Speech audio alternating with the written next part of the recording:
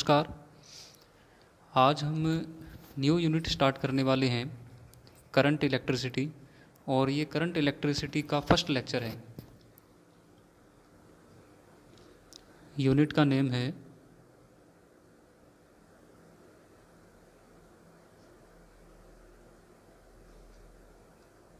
Current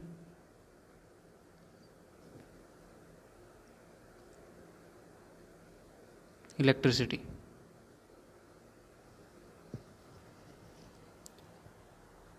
तो सबसे पहले हम लोग करंट इलेक्ट्रिसिटी वर्ड का मीन अंडरस्टैंड करते हैं कि करंट इलेक्ट्रिसिटी होता क्या है।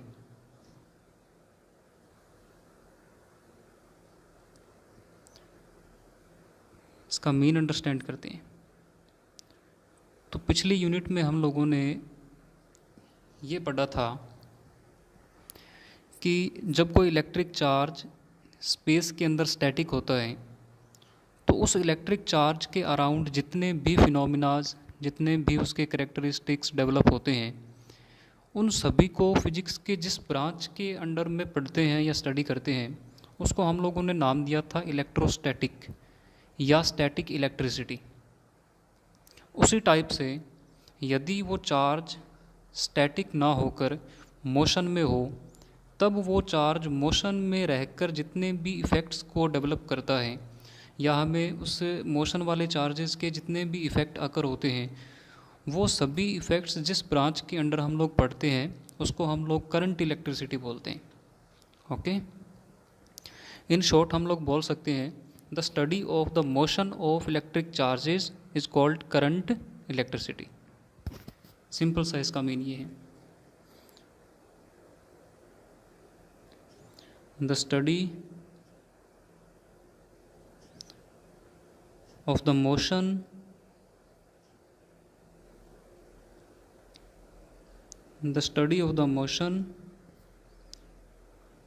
of electric charges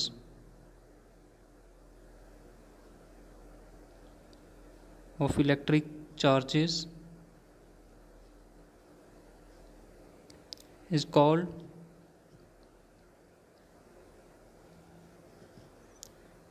current electricity.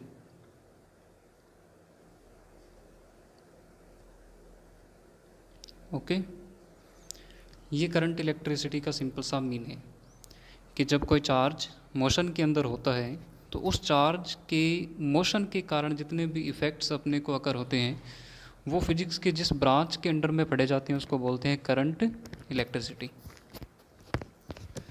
तो इस यूनिट के अंदर जो हमारी सबसे फंडामेंटल टर्म है, सबसे बेसिक टर्म है, जहाँ से हम लोग इस यूनिट की शुरुआत या स्टार्टिंग मान सकते हैं, वो है इलेक्ट्रिक करंट।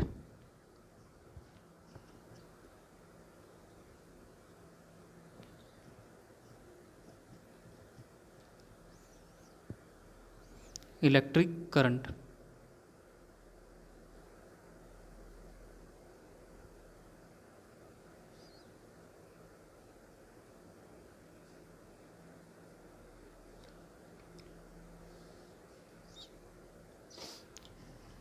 तो बेसिकली हम लोग यदि जाने कि इलेक्ट्रिक करंट क्या है तो हम लोग ये बोल सकते हैं the flow of electric charges is called electric current. Enough, electric current के लिए इतनी सी बात सफिशिएंट है कि इलेक्ट्रिक चार्जेस का किसी मटेरियल के अंदर फ्लो करना ही क्या कहलाता है, इलेक्ट्रिक करंट कहलाता है। बाद में हम लोग इस बात को एलेबोरेट करेंगे कि ये चार्जेस का फ्लो क्यों होता है, इसका ओरिजिन क्या है। इलेक्ट्रिक करंट को हम लोग थोड़ा सा आगे और एलेबोरेट करने की ट्राई करेंगे। तो एक बार हम लोग इतना जान लें, the flow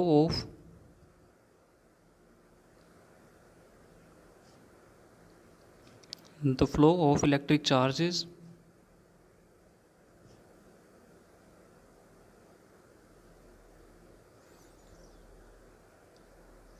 in a material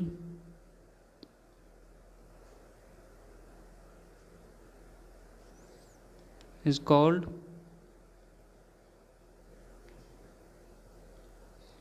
electric current।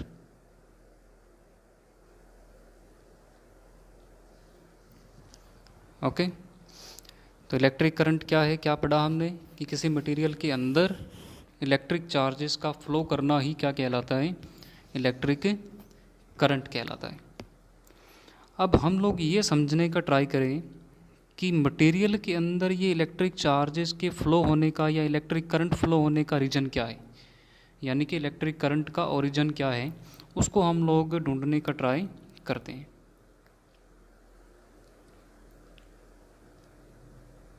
तो उसके लिए हम लोग लिख सकते हैं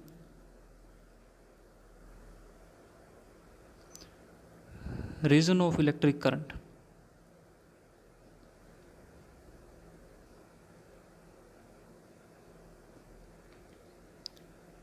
रीजन ऑफ इलेक्ट्रिक करंट। आज के इस वीडियो लेक्चर में सिर्फ यही बेसिक इलेक्ट्रिक करंट के बारे में बातें होने वाली हैं। तो अब हमारा टॉपिक है या हमारा जो पॉइंट है वो ये है कि reason of electric current, material के अंदर इलेक्ट्रिक चार्जेस के फ्लो होने का रीजन क्या है। उसके लिए आप मान लें कि आपके पास दो कंडक्टर स्फीयर हैं, स्फीयर ए और एक दूसरा कंडक्टर स्फीयर है, स्फीयर बी। दोनों कंडक्टर हैं, मतलब जिस मटेरियल से बने हुए हैं वो मटेरियल कंडक्टर नेचर का है। यदि हम लोग इन दोनों को इलेक्ट्रिक चार्जेस दें, इनको चार्ज करें, तो तब इनकी जो फिजिकल क्वांटिटी है जो चेंज होती है उसको हम लोग बोलते हैं इलेक्ट्रिक पोटेंशियल। इसको आप सिंपल से इस बात से समझ सकते हो, जिस टाइप से हम लोग किसी कंटेनर के अंदर वाटर भरें तो उस कंटेनर के अंदर वाटर का जो लेवल है वो धीरे धीरे इंक्रीज होता है, उसी टाइप से यदि हम किसी कंडक्टर मटेरियल को इलेक्ट्रिक चार्ज दें तो उस मटेरियल का पोटेंशियल लेवल धीरे धीरे क्या होता है, इंक्रीज होता है। इट मीन्स किसी भी कंडक्टर मटेरियल को चार्ज देने पर उसके अंदर जो प्रॉपर्टी डेवलप होती है या उसके अंदर जो करेक्टरिस्टिक डेवलप होता है उसको हम लोग बोलते हैं इलेक्ट्रिक पोटेंशियल। सपोज दैट इस ए कंडक्टर को मैंने पॉजिटिव चार्ज देना स्टार्ट किया और ये एंटायर पॉजिटिव चार्ज कंडक्टर होने के कारण इसके सरफेस पर क्या हो गया, स्प्रेड हो गया इस टाइप से। और सेम पॉजिटिव चार्ज मैंने बी को भी देना स्टार्ट किया, बी भी कंडक्टर नेचर का है, तो ये पॉजिटिव चार्ज बी के सरफेस पर यूनिफॉर्मली डिस्ट्रीब्यूट हो गया। और इन दोनों कंडक्टर्स को दिया गया जो चार्जेस हैं वो अलग अलग हैं। हो सकता है कि मैंने ए को ज़्यादा दे दिया और बी को कम दे दिया, तो हम लोग इसके लिए भी एक कंडीशन लेकर के चलेंगे ताकि हमें समझने में थोड़ी आसानी हो। तो मैं मान लेता हूँ कि जो ए कंडक्टर को हमने चार्ज दिया वो बी कंडक्टर से ज़्यादा है। It means Q A is greater than Q B. तो जिस प्रकार से मैंने आपको बताया कि चार्ज देने पर जो प्रॉपर्टी डेवलप होती है उसको बोलते हैं potential. It means potential charge पर डिपेंड करता है, जितना ज़्यादा चार्ज हम लोग कंडक्टर को देंगे उतना ही उसका पोटेंशियल लेवल इंक्रीज होता है। तो सिंपल सी बात है कि हमने ए कंडक्टर को ज़्यादा चार्ज दिया बी की कंपैरिजन में, तो ए कंडक्टर का जो पोटेंशियल लेवल है वो बी की कंपैरिजन में क्या होना चाहिए, ग्रेटर होना चाहिए। It means potential of A greater than from potential of B. Conductor A higher potential पर है और कंडक्टर बी लोअर पोटेंशियल पर है। या आप ये समझ सकते हो कि कंडक्टर ए की जगह और कंडक्टर बी की जगह आप दो वाटर कंटेनर को आप लोग सोचें कि ए की जगह एक वाटर कंटेनर ए है और बी की जगह एक वाटर कंटेनर बी है, और ए के अंदर वाटर का जो लेवल है वो बी की कंपैरिजन में ज़्यादा है। तो क्या होगा यदि हम लोग इन ए और बी को एक कंडक्टर मटेरियल से क्या कर दें, अटैच कर दें। पहले दोनों सेपरेट थे, अलग अलग थे, हमने दोनों को इंडिविजुअल चार्ज दिया, ए को ज़्यादा चार्ज दिया कंपैरिजन बी से, तो ए का जो पोटेंशियल लेवल है वो बी से क्या हुआ, ज़्यादा। उसके बाद यदि हम लोग इन दोनों को एक कंडक्टर वायर के साथ क्या कर दें, जॉइन कर दें। ये कंडक्टर या मेटालिक वायर है, कंडक्टर या मेटालिक वायर। यदि इस प्रकार से हम लोग ज्वाइन कर दें तो कंडक्टर स्फीयर ए और बी, इन दोनों के बीच में इलेक्ट्रिक चार्जेस का फ्लो होना स्टार्ट हो जाता है थ्रू दिस कंडक्टर वायर। क्यों हुआ ऐसा?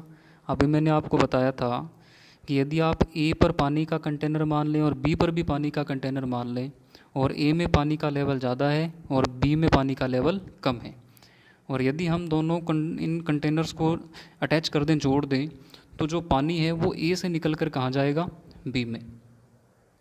सेम उसी सेंस में हम लोग ये बोल सकते हैं कि यदि हम दो अलग अलग पोटेंशियल वाले कंडक्टर्स को किसी मेटालिक वायर से या किसी कंडक्टर वायर से ज्वाइन कर दें तो इलेक्ट्रिक चार्जेस फ्लो होकर higher potential to lower potential move करते हैं। इट मीन्स इस ए से चार्ज निकलेगा और बी की तरफ मूव करेगा, और किसके थ्रू मूव करेगा? इस कंडक्टर वायर के थ्रू मूव करेगा, जिससे हम लोगों ने इन दोनों इंडिविजुअल स्फीयर्स को क्या किया है? ज्वाइन किया है या कनेक्ट किया है। और ये वाला जो चार्जेस का फ्लो है ये तब तक चलता रहेगा जब तक कंडक्टर स्फीयर ए और कंडक्टर स्फीयर बी दोनों का पोटेंशियल लेवल सेम नहीं हो जाता। जब दोनों का पोटेंशियल लेवल सेम हो गया तो इन दोनों के बीच में चार्जेस का फ्लो बंद हो जाएगा।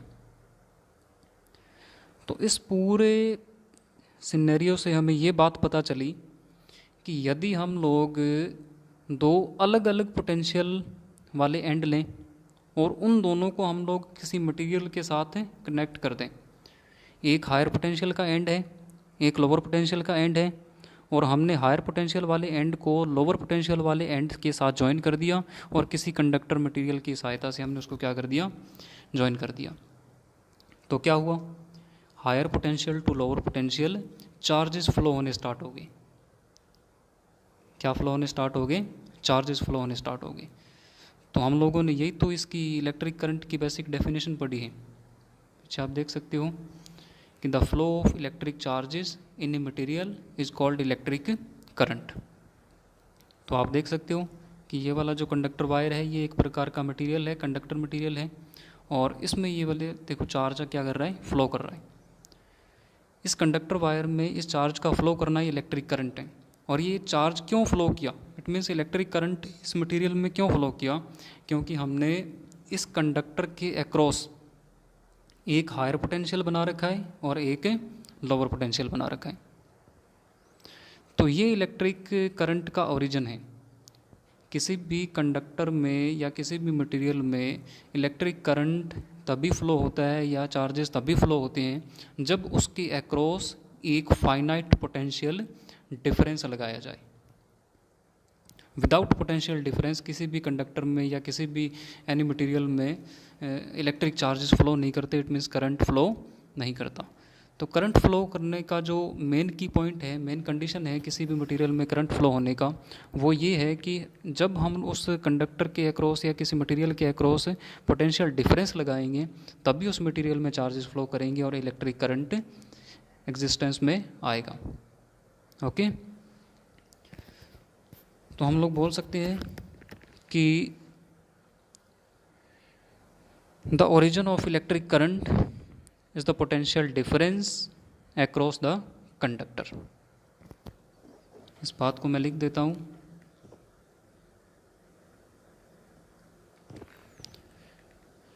कि origin of electric current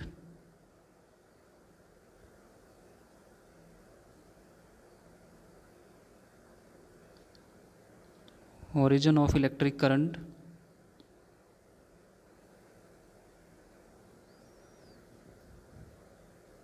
is potential difference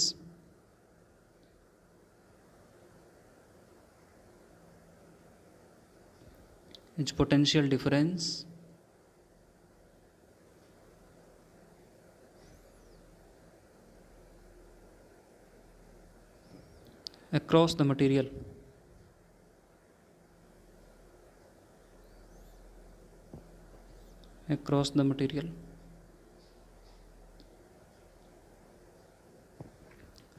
ये इलेक्ट्रिक करंट फ्लो करने का मेन की पॉइंट है, कारण है। अब हम लोगों के दिमाग में एक क्वेश्चन अराइज हो रहा होगा कि यदि चार्जेस के फ्लो को ही इलेक्ट्रिक करंट बोलते हैं, तो हम लोग छोटी क्लासेस तक जो एक फॉर्मूला पढ़ के आए हैं, capital I is equal to Q by T, मतलब charge divided by time equal to I. तो छोटी क्लासों में तो उस आई को भी इलेक्ट्रिक करंट लिखा गया था। एक्चुअल में जो फॉर्मूला हम लोगों ने छोटी क्लासेस में पढ़ा हुआ है, आई करके, I equal to Q by T, उसको इलेक्ट्रिक करंट नहीं बोलते, उसको इलेक्ट्रिक करंट इंटेंसिटी बोलते हैं। वो एक अलग टर्म होती है और जनरली उसको इलेक्ट्रिक करंट ही बोल दिया जाता है, क्योंकि जो इलेक्ट्रिक करंट इंटेंसिटी वर्ड है वो थोड़ा सा बोलने में अकवर्ड होता है, जिस कारण उस आई को इलेक्ट्रिक करंट इंटेंसिटी ना बोल के इलेक्ट्रिक करंट ही बोल देते हैं। ओके, लेकिन अभी हम लोग उसको थोड़ा सा सेपरेट करके पढ़ेंगे, इलेक्ट्रिक करंट इंटेंसिटी।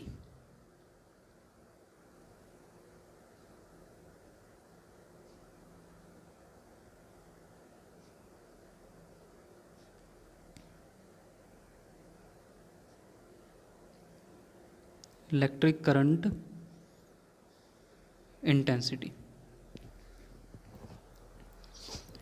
ये क्या होती है इलेक्ट्रिक करंट इंटेंसिटी, जिसको हम लोग कैपिटल आई से रिप्रेजेंट करते आ रहे हैं छोटी क्लासेस से। इसको समझने के लिए आप लोग सपोज करें कि आपके पास एक कंडक्टर वायर है इस टाइप से, और इस कंडक्टर वायर में इलेक्ट्रिक करंट कब फ्लो हो सकता है, मैंने आपको बताया, जब इस कंडक्टर के अक्रॉस फाइनाइट पोटेंशियल डिफरेंस को क्या कर दिया जाए, लगा दिया जाए। तो मैं क्या करता हूँ, इस कंडक्टर को एक बैटरी से कनेक्ट कर देते हैं। ये बैटरी का सिंबल है, हम लोग आगे बढ़ेंगे। और ये जो बड़े वाला जो आपको लाइन दिख रहा है, ये positive, it means higher potential को रिप्रेजेंट करता है, और जो छोटे वाली लाइन दिख रही है ये negative, it means lower potential को क्या करता है, रिप्रेजेंट करता है। ये हम लोगों ने इस कंडक्टर वायर के अक्रॉस एक फाइनाइट पोटेंशियल डिफरेंस V लगा दिया। तो अब क्या होगा, इस कंडक्टर के अंदर जितने भी प्रोटॉन और इलेक्ट्रॉन हैं, इट मीन्स जो इलेक्ट्रिक चार्जेस हैं, वो फ्लो करना स्टार्ट करेंगे। क्यों फ्लो करना स्टार्ट करेंगे, बिकॉज जो इसके अंदर प्रोटॉन है, प्रोटॉन वो तो इस हायर पोटेंशियल से या इस पॉजिटिव चार्ज से रिपेल होंगे, और रिपेल होके किसकी तरफ मूव करेंगे, नेगेटिव टर्मिनल की तरफ मूव करेंगे, प्रोटॉन। बट जो इलेक्ट्रॉन है इसके अंदर, उनके ऊपर नेगेटिव चार्ज होता है, तो वो इस हायर पोटेंशियल से क्या होंगे, अट्रैक्ट होंगे, और वो अपोजिट डायरेक्शन में मूव करेंगे प्रोटोनों से। तो ऐसे इसके अंदर चार्जेस क्या करेंगे, मोशन करेंगे। और मोशन भी इस टाइप की होगी कि कंडक्टर के अंदर जो इलेक्ट्रॉन है और प्रोटॉन है वो इंडिविजुअली अपोजिट डायरेक्शन में मूव कर रहे होंगे, इस टाइप से ऐसा पिक्चर बनेगा। इट मीन्स हमने एक वायर लिया, कंडक्टर वायर ए बी करके, और उस कंडक्टर वायर के अक्रॉस हमने वी पोटेंशियल डिफरेंस को क्या कर दिया, लगा दिया। और इस वी पोटेंशियल डिफरेंस के कारण इसके अंदर जो इलेक्ट्रिक चार्जेस थे, इलेक्ट्रॉन प्रोटॉन, वो इसके अंदर क्या करने लगे, मोशन करने लगे। इट मीन्स इस कंडक्टर वायर में इलेक्ट्रिक करंट क्या होने लग गया, फ्लो होने लग गया। लेकिन हम लोगों को पढ़ना है कि इलेक्ट्रिक करंट इंटेंसिटी क्या है, इलेक्ट्रिक करंट इंटेंसिटी क्या है। तो उसके लिए मैं मान लेता हूँ कि इस वायर का जो ये वाला क्रॉस सेक्शन एरिया है, ये वाला वायर का जो क्रॉस सेक्शन एरिया है, ये कैपिटल ए है।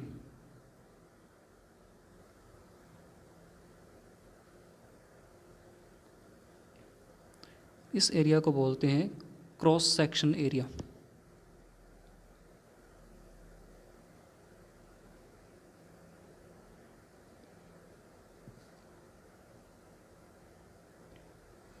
Cross section area.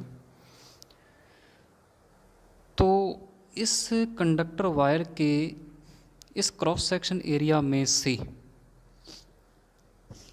Unit time के अंदर फ्लो होने वाले इलेक्ट्रिक चार्जेस के अमाउंट को इलेक्ट्रिक करंट इंटेंसिटी कहते हैं। इट मीन्स मैं मान लेता हूँ कि हमने टाइम को मेज़र करना स्टार्ट किया, जो इलेक्ट्रिक चार्जेस हैं वो इस क्रॉस सेक्शन को क्रॉस करके इस तरफ और इलेक्ट्रॉन इस तरफ क्या कर रहे हैं, मूव कर रहे हैं। मतलब इस पर्टिकुलर क्रॉस सेक्शन में से इलेक्ट्रिक चार्जेस क्या कर रहा है, फ्लो कर रहा है। और मैंने साथ साथ टाइम काउंट करना स्टार्ट कर दिया, और मैंने टाइम काउंट किया कि डेल टी टाइम के अंदर इस क्रॉस सेक्शन में से डेल क्यू अमाउंट में चार्ज क्या कर गया, क्रॉस कर गया। क्या मैंने बताया, हमने एक वायर लिया, उस वायर के अक्रॉस पोटेंशियल डिफरेंस को लगाया। इस पोटेंशियल डिफरेंस के कारण इस वायर में इलेक्ट्रिक करंट या इलेक्ट्रिक चार्जेस फ्लो होना स्टार्ट हुए। तो इस वायर के क्रॉस सेक्शन में से डेल टी टाइम में डेल क्यू अमाउंट में चार्ज क्या कर गया, पास कर गया। तो यदि मैं इस चार्ज के अमाउंट का और इस टाइम इंटरवल का रेशो निकाल लूँ, del Q by del T, तो ये टर्म बनेगी the amount of charges which is passes through a cross section area in per unit time. इस क्वांटिटी को हम लोग बोलते हैं capital I. It means electric current intensity. इस आई का नेम है electric current intensity.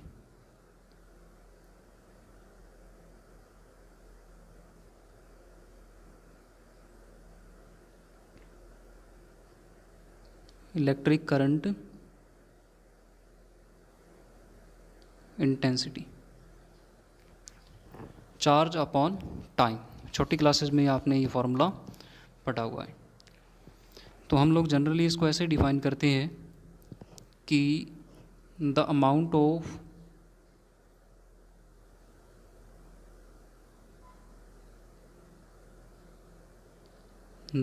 Of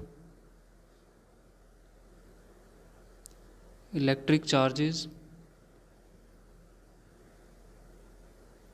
the amount of electric charges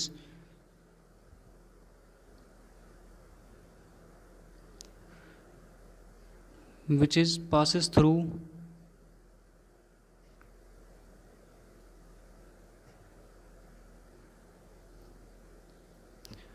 a cross section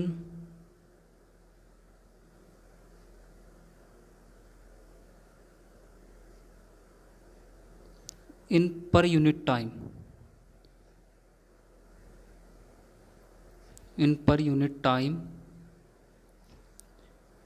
in conductor material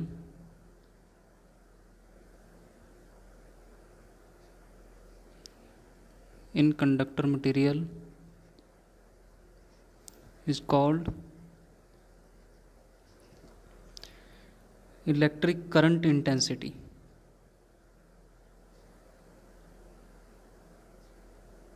electric current intensity, ये इसकी बेसिक सी डेफिनेशन है। और रिप्रेजेंटेशन आपको पता ही है, कैपिटल आई। और फॉर्मूला क्या बना इस डेफिनेशन के according, the amount of charges which is passes through an cross section area in per unit time, del Q by del T. अब यदि हम लोग इस टाइम इंटरवल को बहुत छोटा मान लें, डेल टी टेंड्स टू 0, तब जो ये एवरेज है चार्जेज का, जो ये एवरेज है डेल टी टाइम के अंदर, ये डेरिवेटिव में चेंज हो जाएगा। It means I equal to बन जाएगा D Q by D T. इसको बोलते हैं इंस्टेंटेनियस करंट।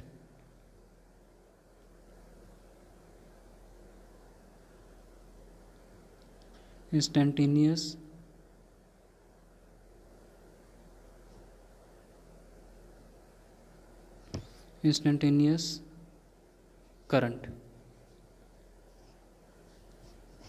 ओके, तो ये हमें दो फॉर्मूले यहाँ से मिल गए। इसको आप ऐसे भी लिख सकते हो, D Q equal to I D T. ये भी आगे अपने काम आएगा फॉर्म। तो ये बेसिकली इलेक्ट्रिक करंट इंटेंसिटी या जनरली इलेक्ट्रिक करंट के हमारे पास फॉर्मूले बन जाते हैं। तो हम लोगों ने यहाँ तक क्या पढ़ा? हम लोगों ने पढ़ा कि इलेक्ट्रिक करंट किसे कहते हैं, तो उसकी सिंपल सी डेफिनेशन हमने दी कि the flow of electric charges in material is called electric current. फिर हम लोगों ने देखा कि इलेक्ट्रिक करंट का या इलेक्ट्रिक चार्जेस का मटेरियल के अंदर फ्लो होने का जो रीज़न है वो क्या है। तो हम लोगों ने एक एग्जांपल की हेल्प से ये समझा कि इलेक्ट्रिक करंट फ्लो होने का जो रीज़न है वो है पोटेंशियल डिफरेंस। जब किसी मटेरियल के अक्रॉस पोटेंशियल डिफरेंस को लगा दिया जाए तो उस मटेरियल के अंदर इलेक्ट्रिक करंट क्या होता है, फ्लो होता है। उसके बाद हम लोगों ने तीसरी टर्म सीखी कि इलेक्ट्रिक करंट इंटेंसिटी किसको कहा जाता है। तो हम लोगों ने देखा कि यदि किसी भी कंडक्टर मटेरियल के अंदर इलेक्ट्रिक करंट फ्लो हो रहा है तो उस मटेरियल के क्रॉस सेक्शन एरिया में से पर यूनिट टाइम जितने अमाउंट में चार्ज फ्लो करेगा उसको बोलते हैं इलेक्ट्रिक करंट इंटेंसिटी। इसके दो फार्मूले बनाए हमने। एक बनाया I equal to del Q by del T, इसको हम लोग एवरेज करंट भी बोलते हैं। और एक हमने फार्मूला बनाया जब जो हमारा टाइम इंटरवल है बहुत ही स्मॉल हो, टेंड्स टू जीरो टाइप का हो, तो उस कंडीशन में ये बन गया I equal to D Q by D T, और इसको बोलते हैं इंस्टेंटेनियस करंट। ओके, अब हम लोग देखते हैं कि इलेक्ट्रिक करंट का ऐसा यूनिट क्या होता है।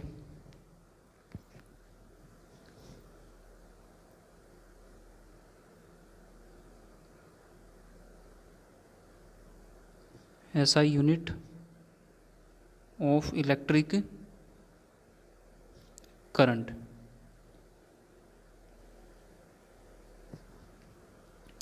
तो इलेक्ट्रिक करंट का हमने जनरल सा फॉर्मूला बनाया, I equal to charge upon time, charge upon time. तो हमको पता है कि जो चार्ज का ऐसा यूनिट होता है वो होता है कूलम, और टाइम का ऐसा यूनिट होता है सेकंड। और कूलम पर सेकंड को एम्पियर बोलते हैं।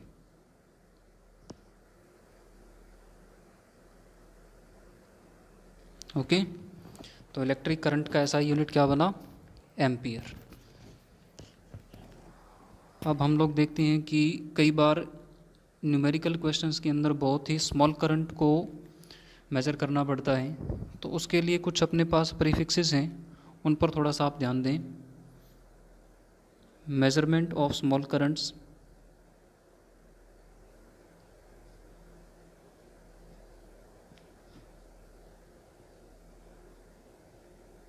Measurement of small currents.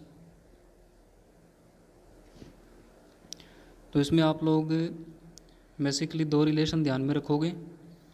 First relation कि 1 मिली एम्पियर, स्मॉल एम इसको बोलते हैं मिली, 1 मिली एम्पियर ये होता है 10 पावर माइनस 3 एम्पियर।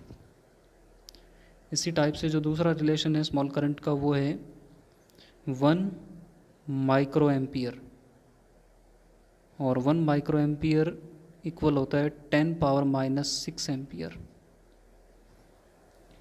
ये दो कन्वर्जन है, दो प्रीफिक्सेस हैं करंट के। ये न्यूमेरिकल को सॉल्व करने के लिए काफ़ी यूजफुल है। ओके, नेक्स्ट हम लोग देखते हैं कि कन्वेंशनली इलेक्ट्रिक करंट की जो डायरेक्शन है वो क्या होती है।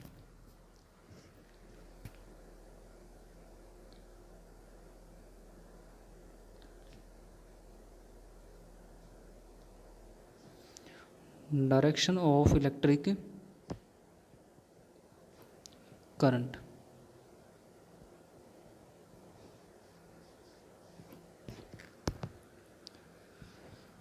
तो अकॉर्डिंग टू कन्वेंशन, जब किसी मटेरियल के अक्रॉस हम लोग पोटेंशियल डिफरेंस को लगाते हैं तो उस कंडक्टर के अंदर प्रोटॉन और इलेक्ट्रॉन क्या करते हैं, अपोजिट डायरेक्शन में क्या करते हैं, मूव करते हैं। इट मीन्स जो प्रोटॉन है, सपोज दैट प्रोटॉन इस डायरेक्शन में मूव कर रहे हैं और इलेक्ट्रॉन इनसे अपोजिट डायरेक्शन में क्या कर रहे हैं, मूव कर रहे हैं। तो इस मटेरियल के अंदर इलेक्ट्रिक करंट की जो डायरेक्शन होगी वो according to convention in the direction of proton होगी। इट मीन्स जिस डायरेक्शन में प्रोटॉन मूव कर रहे हैं उसी की डायरेक्शन में करंट को क्या करते हैं, एज्यूम करते हैं। इट मीन्स आप देख सकते हो कि इसमें हमारे जो प्रोटॉन हैं वो मूव कर रहे हैं ए टू बी, तो हम लोग करंट की डायरेक्शन लेंगे तो वो करंट की डायरेक्शन भी क्या होगी, A to B. It means in the direction of proton movement और opposite direction of electron movement. तो ये हमारा कन्वेंशन है, एक कन्वेंशन के अकॉर्डिंग हमने इसको बनाया है कि जो इलेक्ट्रिक करंट है उसकी डायरेक्शन प्रोटॉनों की डायरेक्शन में और इलेक्ट्रॉनों की अपोजिट डायरेक्शन में होती है। ओके। और इलेक्ट्रिक करंट के बारे में एक और आपको इन्फॉर्मेशन दे दें कि जो इलेक्ट्रिक करंट है वो एक स्केलर क्वांटिटी है। कैसी क्वांटिटी है, स्केलर क्वांटिटी। अब हमारे माइंड में एक क्वेश्चन होगा कि स्केलर क्वांटिटी कैसे है, इसको वेक्टर होना चाहिए क्योंकि इसकी तो एक डायरेक्शन होती है, फिक्स डायरेक्शन होती है इन द प्रोटॉन डायरेक्शन, मतलब जिस डायरेक्शन में प्रोटॉन मूव कर रहे हैं उसी डायरेक्शन में इलेक्ट्रिक करंट को अपने लेकर के चलते हैं और इलेक्ट्रॉनों के मूवमेंट की डायरेक्शन से अपोजिट डायरेक्शन में उसको लेके चलते हैं। तो फिर इलेक्ट्रिक करंट स्केलर कैसे हुआ? तो इसका आंसर है कि according to convention electric current की डायरेक्शन तो हमारे पास है, लेकिन ये इलेक्ट्रिक करंट वेक्टर कॉम्बिनेशन के जो रूल्स बने हुए हैं उनको सेटिस्फाइड या फॉलो नहीं करता। कोई भी जो क्वांटिटी है वो वेक्टर क्वांटिटी कब होती है, जब उसका मैग्नीट्यूड हो, उसकी कोई फिक्स डायरेक्शन हो और वो वेक्टर कॉम्बिनेशन के सभी रूल्स को क्या करती हो, फॉलो करती हो, तो उस क्वांटिटी को हम लोग वेक्टर क्वांटिटी बोलते हैं। But in the case of electric current इसके पास मैग्नीट्यूड भी है, डायरेक्शन भी है, बट ये वेक्टर कॉम्बिनेशन के जो हमारे रूल्स बने हुए हैं उनको फॉलो नहीं करती। जब भी हमें इलेक्ट्रिक करंट को जोड़ना होता है, इसका समेशन करना होता है, तो हम लोग अलजेब्रिक सम करते हैं, ना कि वेक्टर सम। इसीलिए ये कौन सी क्वांटिटी है, स्केलर क्वांटिटी है। तो स्केलर क्वांटिटी का जो आर्ग्यूमेंट है वो क्या दोगे आप, because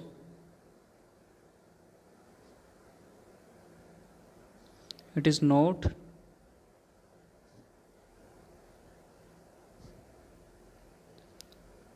follow the rules of vector combination या वेक्टर समेशन।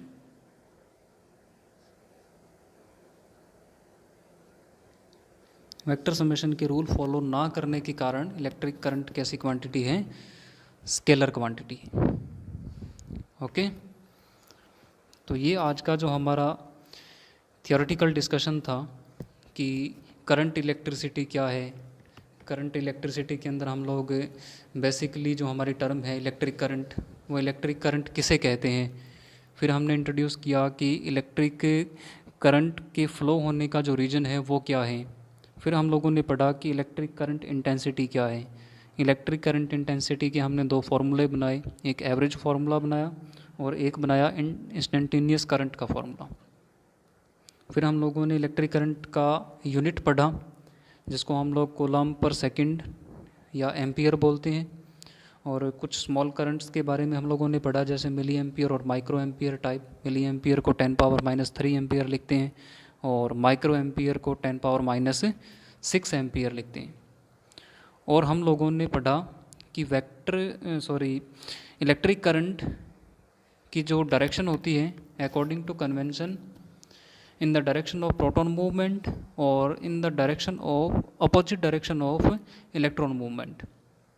मतलब जिस डायरेक्शन में प्रोटॉन मूव करते हैं उसी डायरेक्शन में हम लोग इलेक्ट्रिक करंट को एज्यूम करते हैं।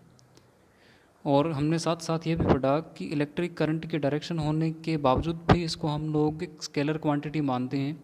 इसका रीज़न ये है कि इलेक्ट्रिक करंट वेक्टर समेशन के जो हमारे स्पेसिफिक रूल्स बने हुए हैं उन रूल्स को फॉलो नहीं करता। इसका कभी भी करना होता है तो अपने को अलजेब्रिक सम ही करना पड़ता है। अब हम लोग केवल यहाँ तक थ्योरी में एक ही फॉर्मूला पढ़ चुके हैं, वो फॉर्मूला है इलेक्ट्रिक करंट इंटेंसिटी का। और उसमें दो वेरिएशन हम लोगों ने देखे, एक तो एवरेज करंट का और एक इंस्टेंटेनियस करंट का। तो फर्स्ट ऑफ ऑल पहले मैं लिख लेता हूँ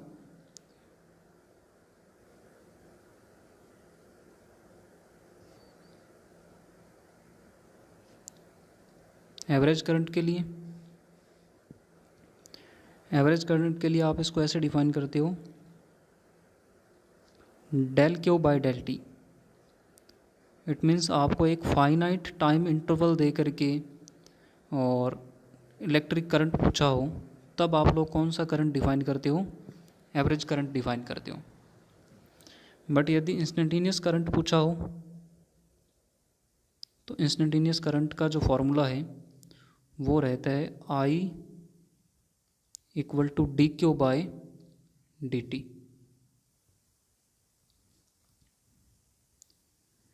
अब इन दो फॉर्मूलों की एप्लीकेशंस क्या क्या हैं, इन दोनों फॉर्मूलों पर बेसिस से न्यूमेरिकल एग्जाम्पल कौन कौन से टाइप के या कौन कौन से वैरायटी के हो सकते हैं, उनके बारे में हम लोग डिस्कस करेंगे लेक्चर नंबर 2 में। आज के लिए इतना काफ़ी। ओके, धन्यवाद।